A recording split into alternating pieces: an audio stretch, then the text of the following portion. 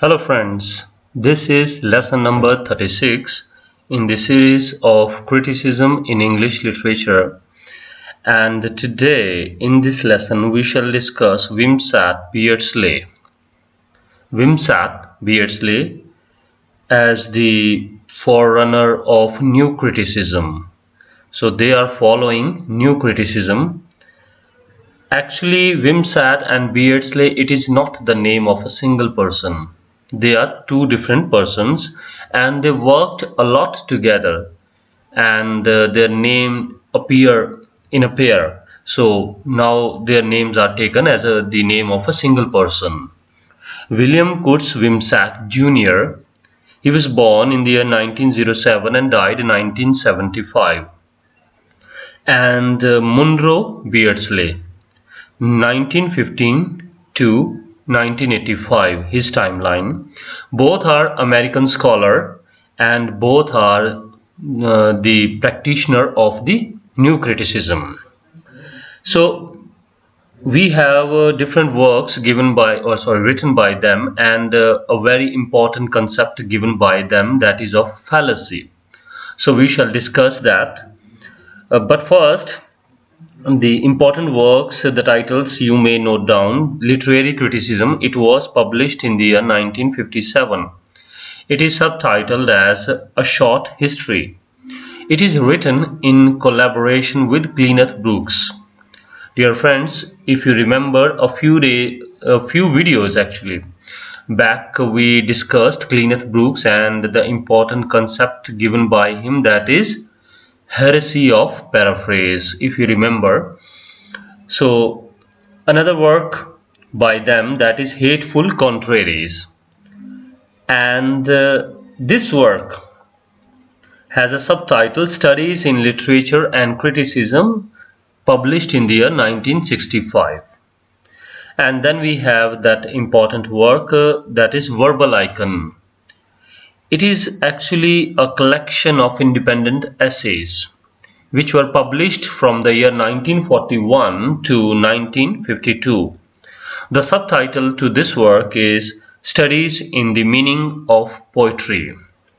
In this work, we have the concepts of fallacy given by them. So we shall discuss these concepts now. So before starting the concept of intentional fallacy and affective fallacy, I would like to tell you that what is the meaning of this word fallacy. Fallacy means a mistake that you are committing.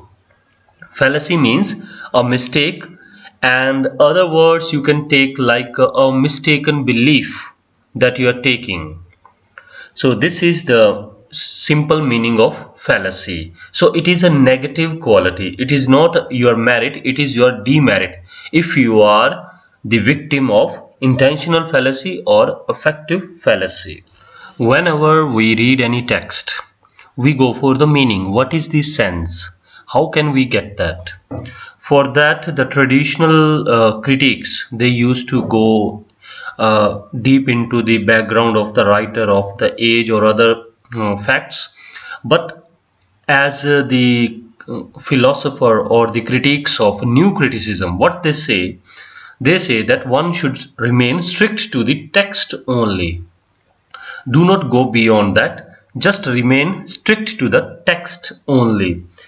So in relation to this concept that we have to consider the text only, there the reader, they make mistake. Sometimes they form their own opinion about the intention of the writer.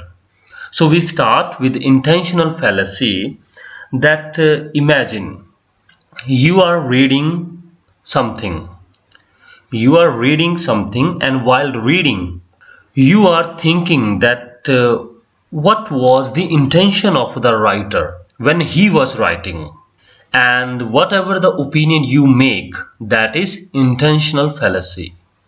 I repeat my words. When you are reading, as a reader, you are reading something, and while reading, as the text comes before your eyes and you form any opinion, that when writer was writing this, he must be intended with these words that he wants to say something or something different. So you are making a judgment about the writer's opinion. That is intentional fallacy. You cannot be sure of what was the writer's intention. This is what Wimsatt and Beardsley say, that if you are making any sort of judgment about the writer's intention, you are the victim of the intentional fallacy. So it is simply a mistaken belief of a reader. That reader is thinking that writer's intention was that. So remember this simple point, that intentional fallacy or the error or whatever this is, this mistake, intentional fallacy, this mistake is committed by the reader. And about this we can say that he is wrongly judging any writer. And one thing we can add to it, that today you are reading something and after 6 months or so you are reading that work again. Today the opinion you are making about this text, and after 6 months your opinion may change. So the text is the same, but your opinion is changing about the writer's intention. So this is your fallacy. So you cannot really judge that what was the writer's intention. You will be wrong if you declare that this was the intention of the writer. Wimsatt and Beardsley further adds that about this mistake, this error as committed by the reader himself does not know that he is committing this error. So that is where these two writers, Wimsatt and Beardsley, they are saying that one must be aware that he should not fall a victim to the intentional fallacy. Just imagine that you ask me to draw a cat. You are asking me to draw a cat and I drew a cat.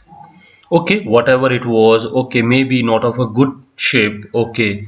But when you see that cat, whatever the opinion you make about me, if the cat is looking like a lion, the cat is looking like a dog, would you make this judgment that I do not know what the cat is? Or you would make a judgment that I think the cat is quite similar to dog or a lion. So whatever the judgment you are making, that is your intentional fallacy. You simply judge the drawing, whether I draw that draw that cat properly or not. You should pass a judgment only on that particular thing, not about my opinion. So same way in the text, they say that one should judge the text only. Don't go beyond that. Here T.S. Eliot, we have a quote from him. He says that honest criticism and sensitive appreciation are directed not upon the poet but upon the poem. So you should not think about the poet or the writer. Just think about the poem. Just think about that text. And let's come to another concept, that is affective fallacy. If you have understood this concept, intentional fallacy, then affective fallacy would be quite easy for you. It is absolutely opposite to the earlier one. How is it? It is a mistaken belief of the author. Intentional fallacy, it's a mistaken belief of the reader, and now it is the mistaken belief of the author. So when author is writing something, just compare the statement. When author is writing something, and while writing he is thinking that when his reader would read this work, how would he think? So the author is already making some opinion about the reader's opinion or his judgment. This is affective fallacy. So affective fallacy, here we see that author is becoming the victim of this fallacy. It is a supposed error of judgment by the writer. So writer is thinking that after reading my work or while reading my work, the reader would be thinking like this or that, and by this he may even not write his work properly. Like when you ask me to draw a cat, and while drawing the cat I may think that okay, you may not think that I do not know what the cat is, and while drawing that cat I may also think that you would not understand whether it is a cat or a dog. So whatever the things comes to my mind about the reader, that reader would be judging this work in this way or that way. That is affective fallacy. So the writer must be free from this. If the writer is keep on just thinking that what the reader would think, then it will mar his work, it will disturb, it will spoil his work. So one should not become the victim of any of these fallacies. I'll just draw a comparison of these two fallacies again. In intentional fallacy, we have reader as a victim. In affective fallacy, we have writer as a victim. In intentional fallacy, we imagine a situation where reader is reading something, and while reading he is thinking that the intention of the writer was this or that. And in affective fallacy, when the writer is writing something and he is thinking that when the reader would read this work, what would be his opinion or his judgment. So he is just simply considering the opinion of the reader, so-called assumed opinion of the readers in advance. This is affective fallacy. So these are the two important concepts given by Wimsatt and Beardsley. One more line we can add to conclude that the text should be independent of both reader and writer. And one line you can add like forget the reader, forget the author. Forget the reader, forget the author, simply read the text and evaluate it. And there were several questions from these two writers. So first, pretty simple, intentional fallacy. It was first used by which writer? So we have the name Wimsatt and Beardsley. Another question, in 1940, Munro, Beardsley and William Kurtz Wimsatt published papers on which work? That is intentional fallacy and affective fallacy. So that's it for this lesson. I hope you must have enjoyed this lesson. And one more thing I would like to tell you, that it's been a while that I recorded the last lesson. I remain quite busy, and I really feel sorry for that. Even the fellow people, they kept asking me that when I would record the next lesson, or I should continue these lessons on regular basis, especially on the European literature, especially on the British literature.